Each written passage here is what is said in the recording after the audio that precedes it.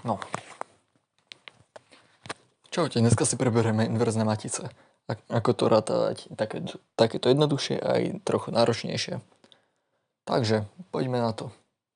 Toto môžeme rátať pomocou vzorca. To znamená, že máme a na minus prvú, čiže inverzná, sa rovná 1 lomeno determinant a krát d a minus b minus c. To znamená, že ako sme si hovorili, že toto je A, B, C, D, tak toto viac menej si iba vymeníme. No, takže poďme na to. Najprv si vyradajme determinant, čiže determinant Ačka.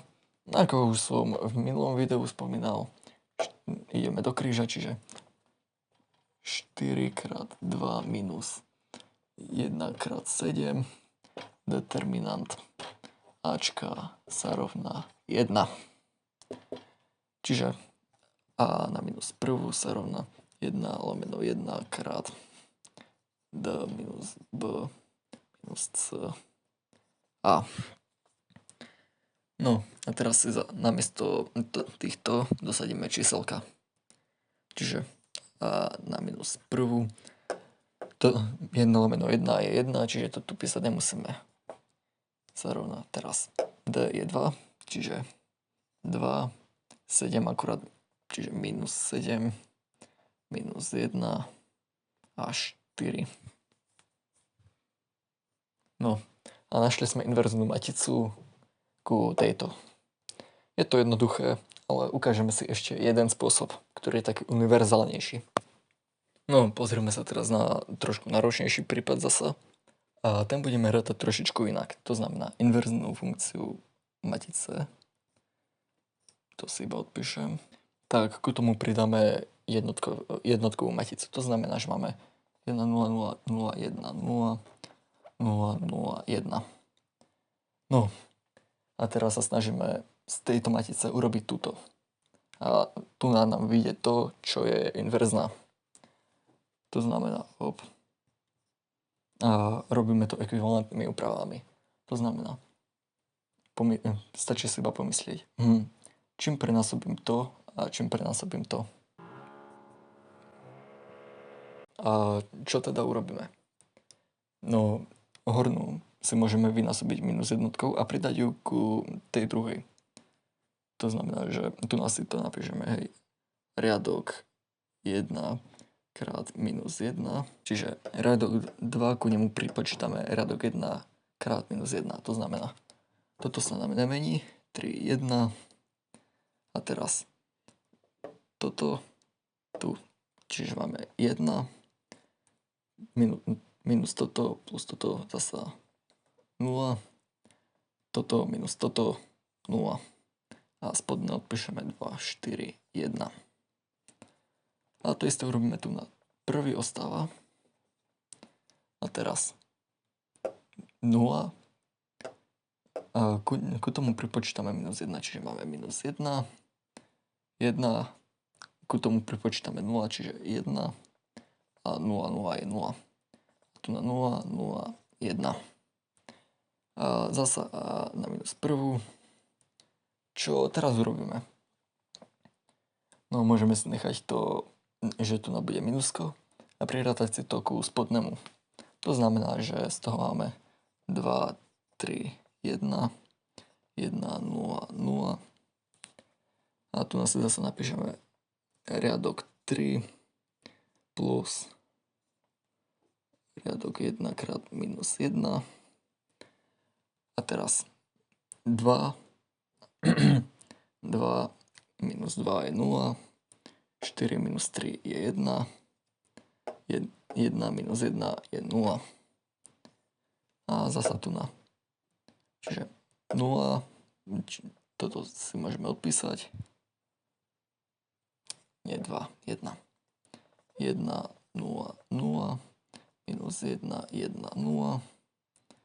A teraz ideme zasa. 0, minus 1, minus 1. 0 minus 0 je 0. 1 minus 0 je 1. A už to nejako začína vyzerať. Tak čo ďalej urobíme? No vidíme, že tu nám môžeme dať čo urobiť. Čiže riadok 1 plus 2 minus 2 krát riadok 2.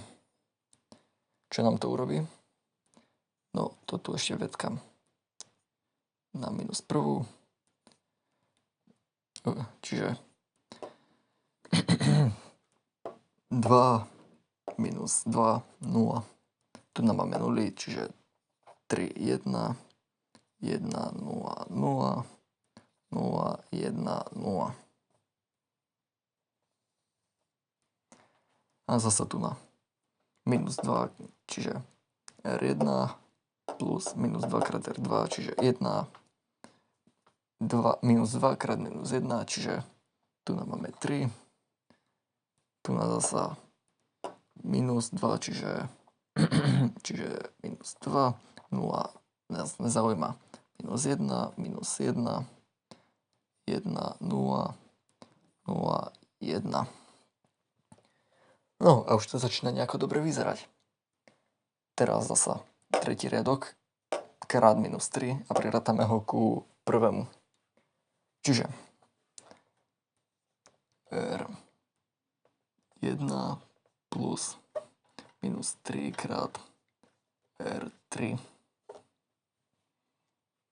To znamená, zase si píšeme A na minus prvú. Asi by nebolo na škodu aj tu na ísť. Sa rovná 0, čiže minus 3, 0, 0, čiže toto nám ostáva tento riadok, 0, 1, 0, 3, čiže tu nám máme 0, 0, 1.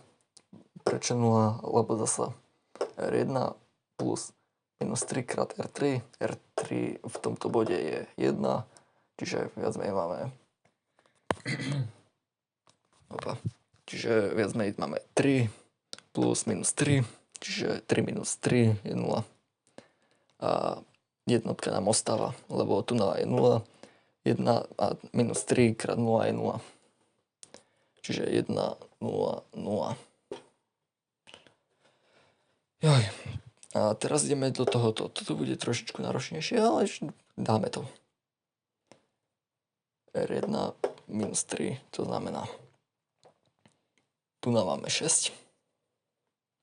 A tieto zvyšné si odpíšeme. Minus 2, tu je 0, čiže ostáva na minus 2. A tu na 0, 0, 1, čiže zasa R1 minus 3, čiže tu máme minus 3, 0, 1. No a už máme inverznú maticu, ale pamätajte, že musí vyzerať v takomto tvare. To znamená, že si akoby preusporiadame.